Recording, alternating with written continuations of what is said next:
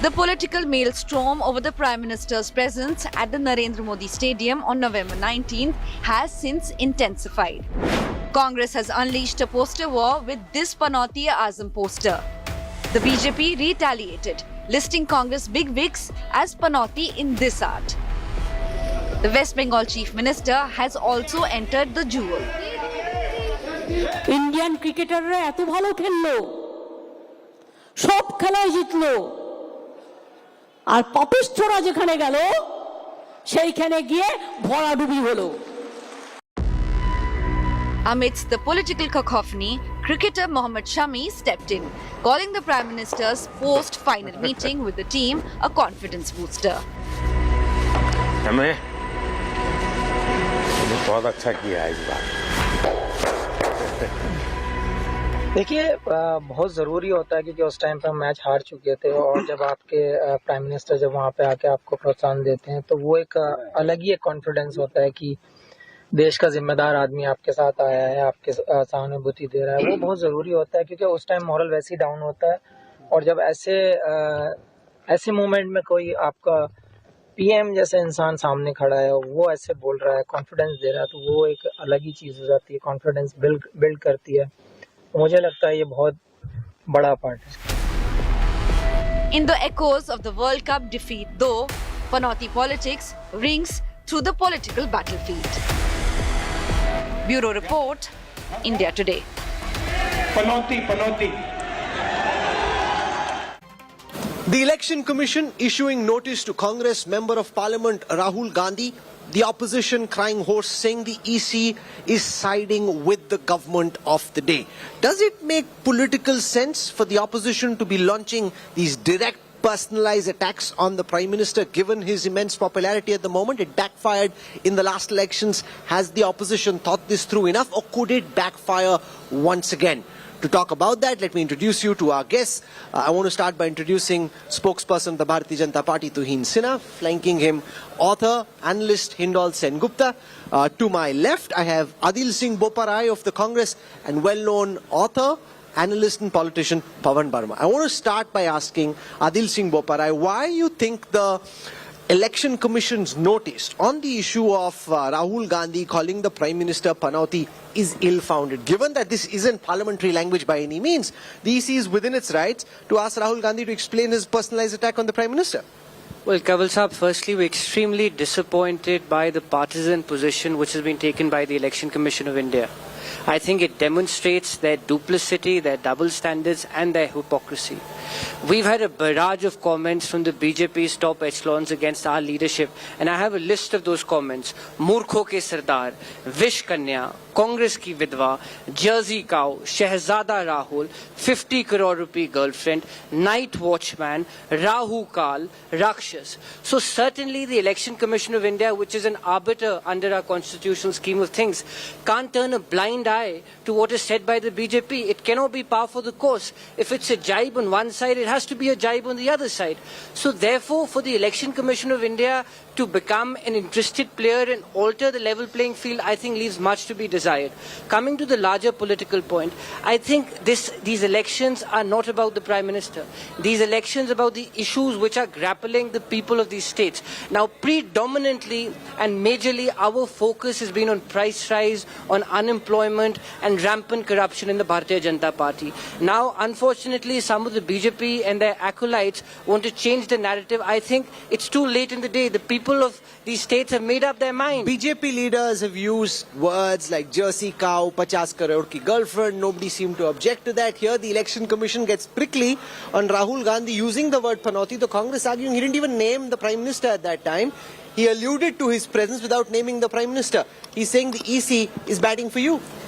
Good evening, Rahul. Good evening, everybody. Well, even the Prime Minister, Honorable Prime Minister, did not name Rahul Gandhi when he mentioned Murkho ka Sardar, or when he used a whole lot of words that you mentioned. You know, to my understanding, a Panauti is somebody who, after spending 20 years in public life, struggles with the full form of MSP. You know, who gets confused whether petrol comes under the ambit of GST or not, who questions the essence of Bharat Mata and who says that, for every liter of petrol that you fill in your vehicle, 50% goes to Adani. And in fact, I would like the Congress person to throw light and elucidate it, to explain how does that happen. So, do you expect us to call that person a genius? And, we have been facing attacks from the Congress from 2007 onwards when Honorable Prime Minister, then the CM of Gujarat was called Maut Ka Saudagar. We have learned to live with it. We normally don't respond. But when they demonize the country, and again over here, when did the Prime Minister use the word, Murko Ka Sardar? He used it when a lie was spread about the Make in India program, that most of the phones in your hand are assembled in China, whereas today 98% of the phones in India, circulated in India, are assembled in India. Again, I'm using the word assembled.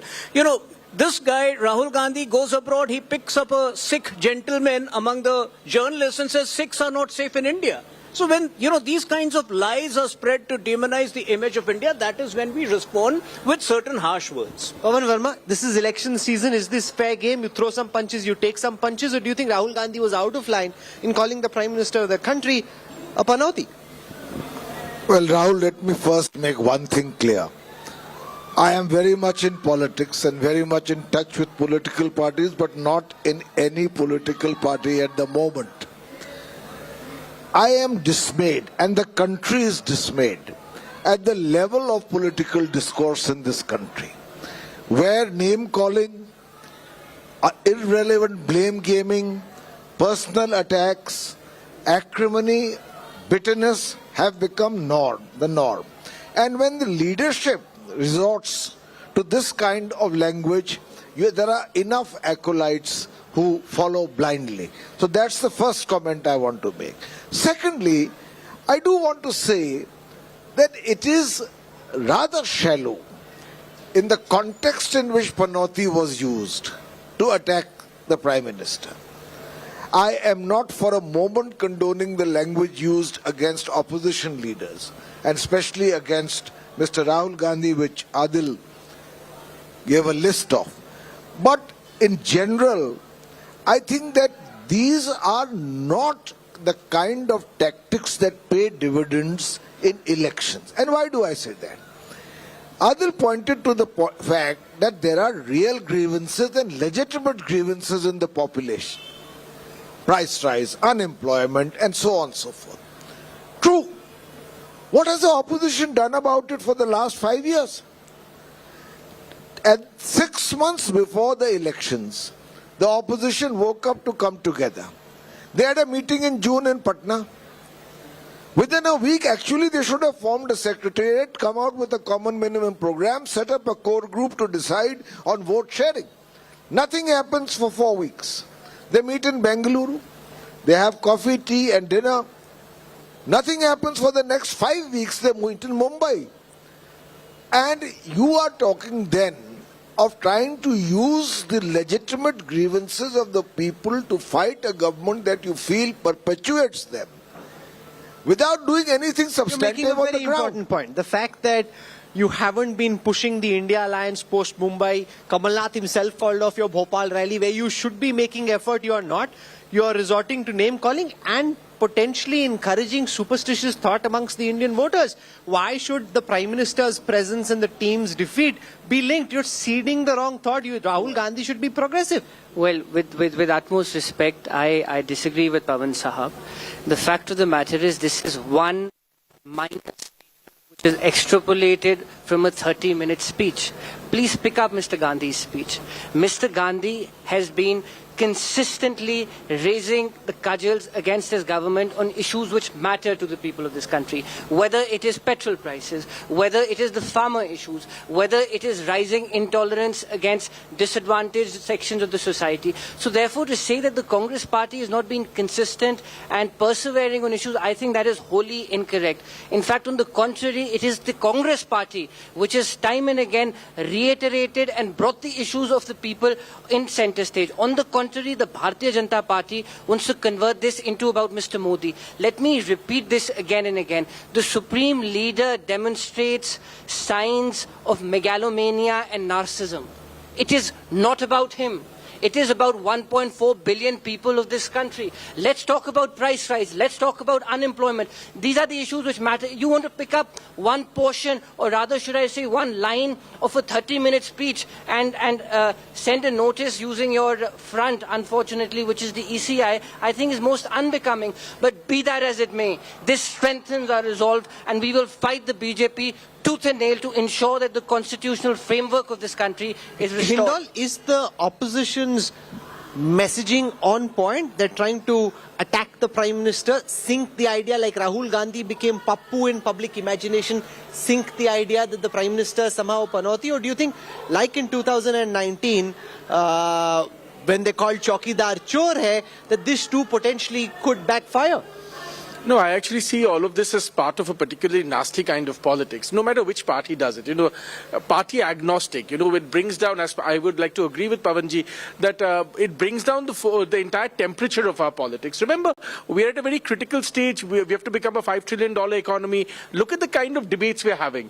But also, I want to point out, a colleague of mine on this panel said that the ECI is a front of a particular political party.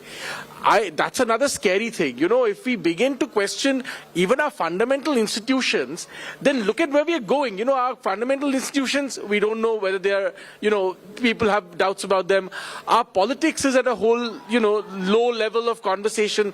I don't think this is where our politics should be. And I think this is particularly a historical moment in that sense. I don't think in the past our politics was this sort of, the language, the discourse was so It tends to happen in election season. Each time there's an election, they go low. I mean, once the election campaigning is over, then things kind of come back to an old equilibrium. And that's politics, right? But, I just feel that every time we feel that we've hit a new low, we fall a little bit. Are we just coming back, to an old low, or is it sinking to a lower low? No, without a doubt, it's a downward trajectory. Let's not befool ourselves. There have been in this country political differences in an institutionalized manner since 1947. Even in the greatest moments of political rivalry, there has been a certain sense of respect and dignity with which you treat your opponent. We have sterling examples of the past. For instance, the relationship between Atal Bihari Vajpayee and Jawaharlal Nehru. But today, there is a brittleness in the political system. And everything is either a black and white polarity. Either you are with us or you are totally against us. If you are with us, you are national. If not, you are anti-national. If you are with us, you stay in India. Otherwise, you go to Pakistan. This kind of tutu meme is frankly not becoming of what is the world's largest democracy. Is it down to the cast of characters who are central to Indian politics at this moment, or do you think this is part of a larger global trend? If you see now the Republican versus Democrat arguments in the US, those are more bitter than they've been in the past. The kind of magnanimity you are seeking here can't be seen in the US I can assure you that our politicians are neither emulating or inspired by what is happening in America. This is an indigenous issue of the manner in which political debate has deteriorated. Is political discourse getting shriller globally, or is it down to the cast of characters central to Indian politics right now? While I fundamentally agree with Pavanji that in India it's particularly at a low stage and getting lower, I think there is some truth to what you're also saying. Look, in the past, everything didn't have to be that 1 minute reel. It must go viral on Instagram, and Instagram will not take anything which is more than 59 seconds, right? So every insult has to be particularly piercing, and particularly damaging for it to become viral. This entire technologically enabled, a diatribe, so to speak, has taken us to a whole new low. However, I do feel, I'm an optimist inherently, I do feel that this is, we forget, and we were talking about culture a little while ago, we are going through a Samudra Manthan moment in Indian politics, right? We forget that in Samudra Manthan, in our, text, first what came out was poison. It was the wish that, Shivji had to hold in his neck, right? Otherwise it would destroy the three worlds. So some of the poison is coming out. I'm an optimist. I believe we will come to a place through all of this where there will be a lot of good things. The opposition can allege that one of the reasons the BJP is as touchy as it is about this issue is because you are concerned that this tagline might stick on the Prime Minister. And therefore you want to push it off, you want to ward it off. You don't want Panauti to become what Pappu became for Rahul Gandhi. On the contrary, it is very worrisome that the so-called secular liberal parties of this country, who pride themselves in progressive thoughts, are today consumed with superstition and sorcery. If at all, they have to call somebody Panauti just because, the Honorable Prime Minister visited the stadium on the day that India was playing the finals. What would they call India's first Prime Minister whose horrible miscalculation resulted in India's only war defeat? So I think, there are serious questions the Congress needs to introspect. But today, fact is, if you travel across the country, we have been in power for the last 9.5 years. There is no anger against the BJP. The anger is against the Congress party for misleading the nation. They don't seem to be updated on data. They're talking about price rise. Today, the retail inflation is less than 5%. Today, they are talking about unemployment. The latest unemployment data says that unemployment is at its 4-year low, whether it is CMIE data or the State Bank of India report. On the contrary, the highest unemployment is in states like Rajasthan, 28%. So I think, the opposition is completely flustered, and every time they see that there is no road ahead, they end up bashing the Prime Minister, which is a sign of giving away. No, but look at the core of what Rahul Gandhi is saying, Adil. We're at the sets of Sahitya Aaj Tak. Now, if God forbid something were to go wrong, Tuhin can't say that Adil is the Panauti, which is why it went wrong. I mean, the team played a match, they lost the match, they lost to a better team. And the Prime Minister's presence, or anybody's presence or absence, has nothing to do with the end outcome. This is like cricket fans in their enthusiasm saying, oh, the moment I went to eat something to eat something or go around the corner, wicket gir gayi, chakal. You are encouraging very juvenile behavior, as Pawan Verma said. Why are you doing this? Please consider the state of affairs in which we are today. You have a ruling dispensation which wants an opposition Mukt Bharat. You have a ruling dispensation which demonstrates an authoritarian streak. You have a leader who believes in I, me, myself. And I am surprised and perhaps quite shocked. Where does my friend Mr. Sinha gets his data from? Today, our Indian GDP debt has trebled over the past 9 years. Today, price of petrol has touched 100. Today, unemployment, according to the CMI, is almost 10%. Today, the poverty figures have worsened. So therefore, where does the BJP get these figures from? Please understand, Mr. Kanwal, today, Rahul Gandhi's entire campaign has been on price rise, on unemployment, and the BJP's consistent effort to weaken the federal structure. You want to pull out one statement and have a debate? We have no objection to that. We will join that debate and demolish it by saying that the entire onus cannot be placed on our shoulders. The same, if it is par for course for the BJP, then it is par for course for us. You are objecting to the Election Commission being called an agent or an aid of the government. But the EC, frankly, doesn't seem to get quite as touchy when BJP leaders say all kinds of things. Travel to village. A very spurned word. It's not a normal word to be spoken. As English speaking or people from English medium, we can just use Panauti very dismissively. But the moment you travel to the rural belt and to talk to Hindi speaking people, Panauti is not a normal word. No, but when your leaders call a particular community people belonging to a particular religion in a very derogatory fashion, the BJP doesn't seem to take much action against it. One spokesperson, I want to make suffering. a point. So you have seen that. You see, I want to make a point. Not in a very significant fashion. I think we are the only party that has walked the talk. The person who instigated our spokesperson, Tasneem Rahmani, is enjoying, but our spokesperson is suffering. Rahul, let me make one thing clear. You see, I have already talked about the lowered level of political discourse.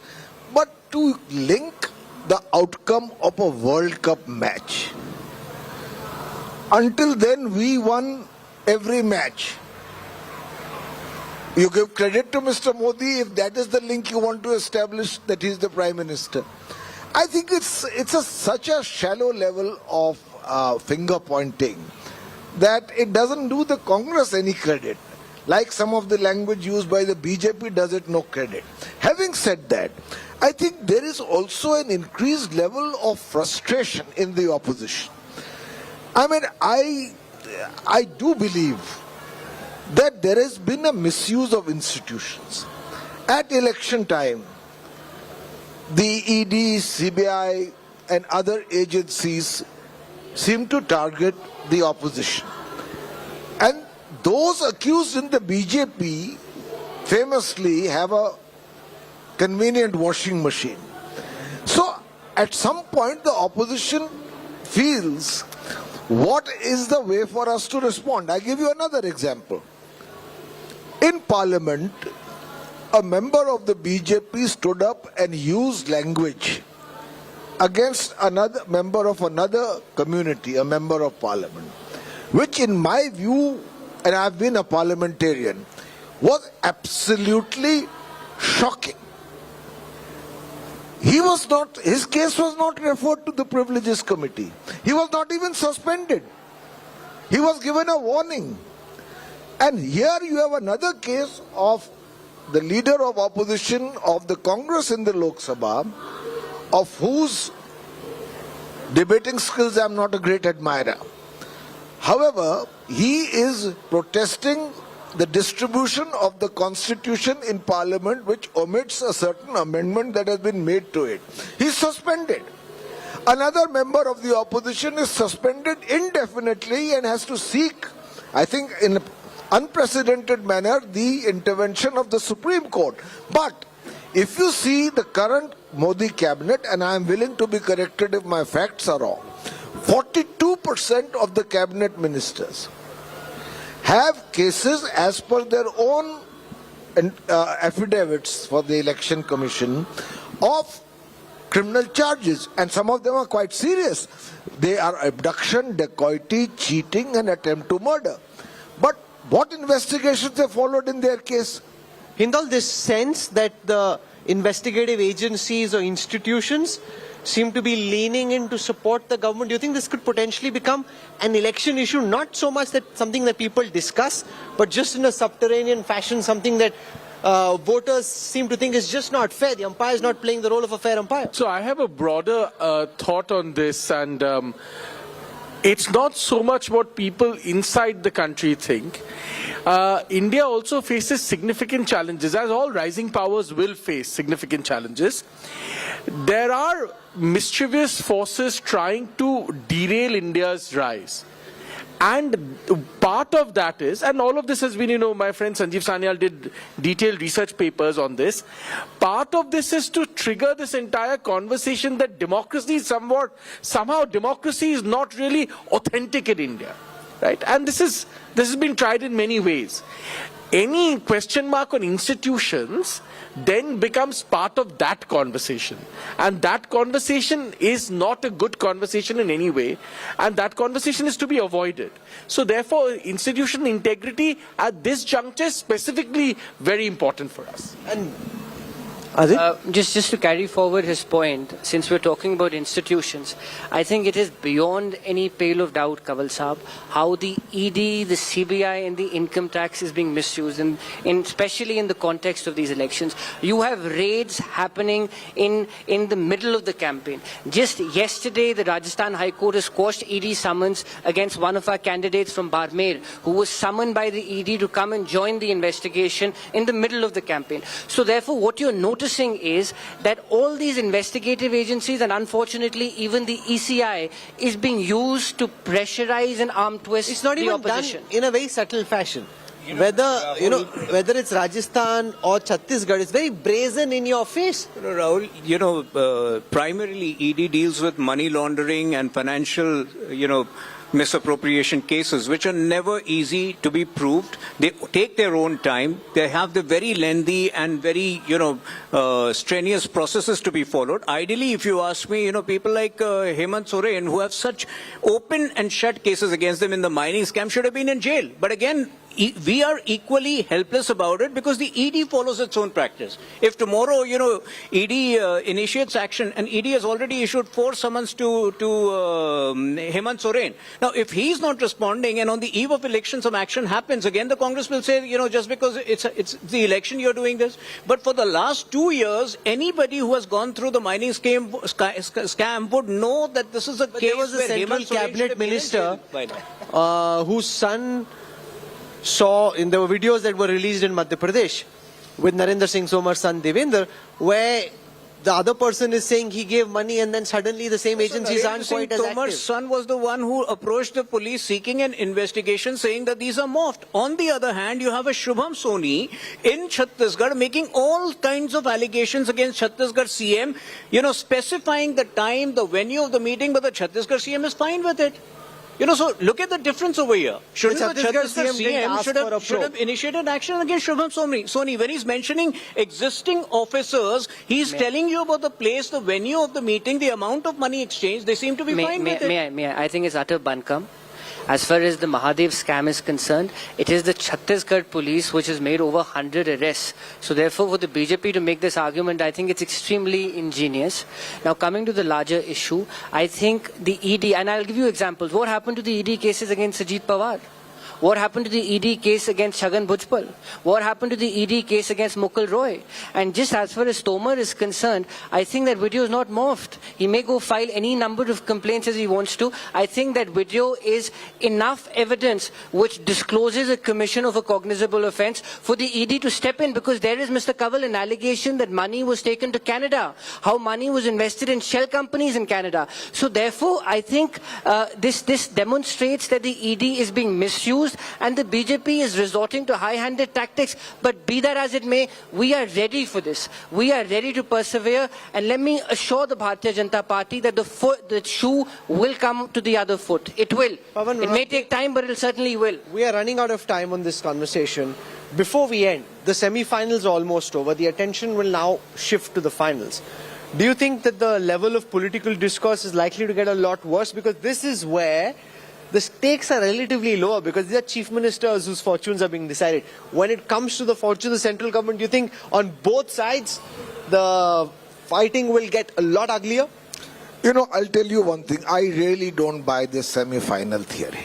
Why not? I'll tell you. 2018, BJP won 3 major states. No, Congress won. I'm sorry, Congress won 3 major states. 2019, they got 52 seats. So, people vote. No, it still is a semi-final. No. India won against New Zealand in a big way and then got hammered in the final. The analogy is only that far. Okay. The fact of the matter is people vote differently for assembly elections where local issues dominate, and differently for parliamentary elections. And if today the BJP has an advantage in the parliamentary elections, it is entirely because of a disorganized and ineffective opposition. Okay, so that's an important point. You're saying the opposition has its priorities wrong. They should be focusing on a common minimum program, seat sharing, taking forward the agenda of the India Alliance instead of making these personalized charges. Hindal Sen Gupta, Tohin, Adil Boparai, thank you very much. Also, Pawan Verma, for joining us.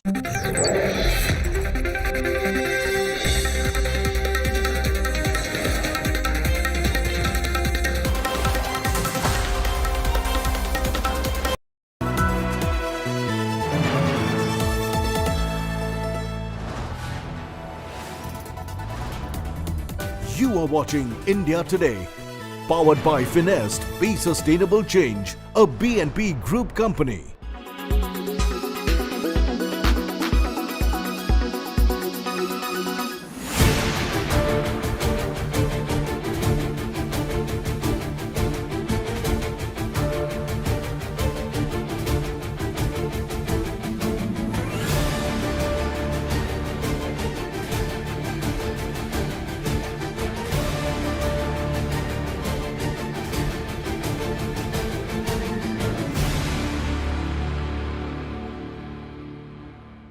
Weather forecast now.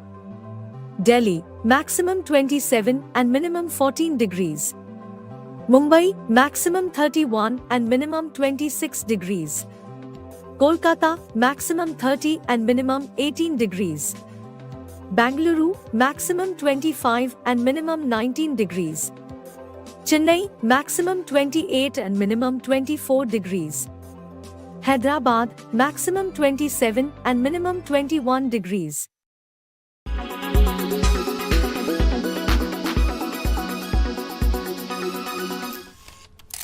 Kerala's public health. All political parties traveling from different parts. Armed with facts, Looking at political back. she takes the news by its horns. Do you think the future of these students are not hampered? Fierce, bold and direct, setting the tone for the biggest stories. From every corner and every angle. Expect nothing but the unfiltered truth. News first, niceties later. Watch me, Nabila Jamal, on India Today.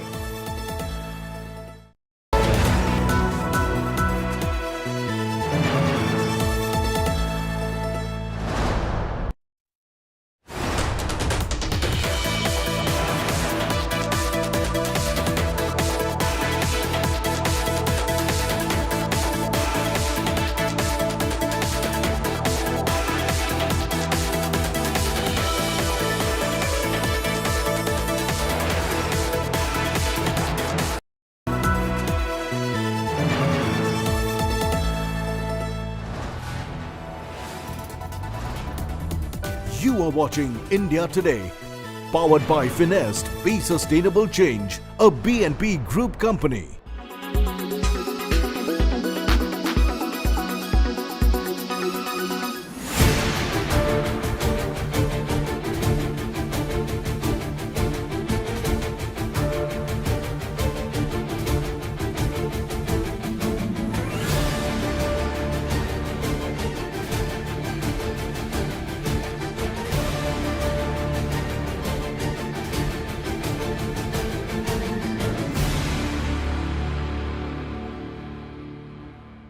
Weather forecast now.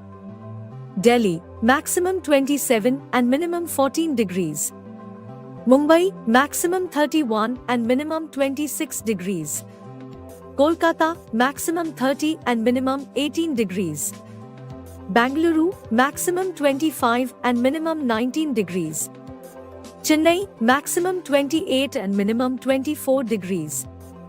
Hyderabad, maximum 27 and minimum 21 degrees.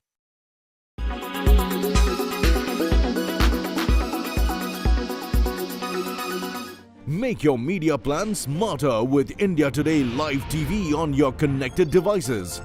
Amplify your brand with 100 million smart internet viewers. To advertise, mail us at sales@aajtak.com.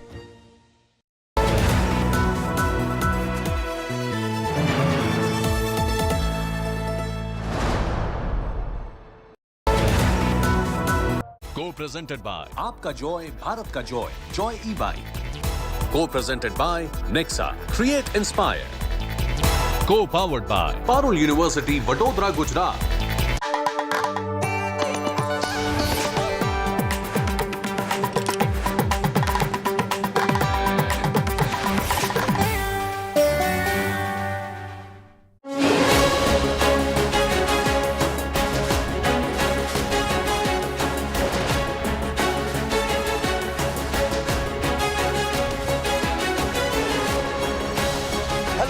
Welcome to Elections on My Plate, coming to you from the city of pearls, from Hyderabad, the capital of India's newest state of Telangana. Ever since Telangana was formed a decade ago, one party, the Bharat Rashtra Samiti, once the Telangana Rashtra Samiti of K. Chandrasekhar Rao or KCR, has dominated the politics of this state. But 10 years can be a long time in politics. And this time, a resurgent Congress hoping for a turnaround and an assertive BJP are looking to breach KCR's citadel.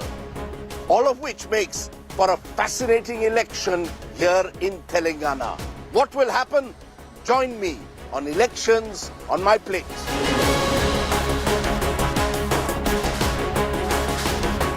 Hi everybody, how are you? Hi.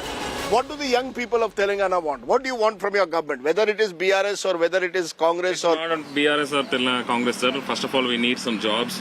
We lost many of the recruitment posts. So you want jobs? What about IT jobs? IT jobs are okay. Government says 44% of new IT jobs have been created in Telangana and Hyderabad.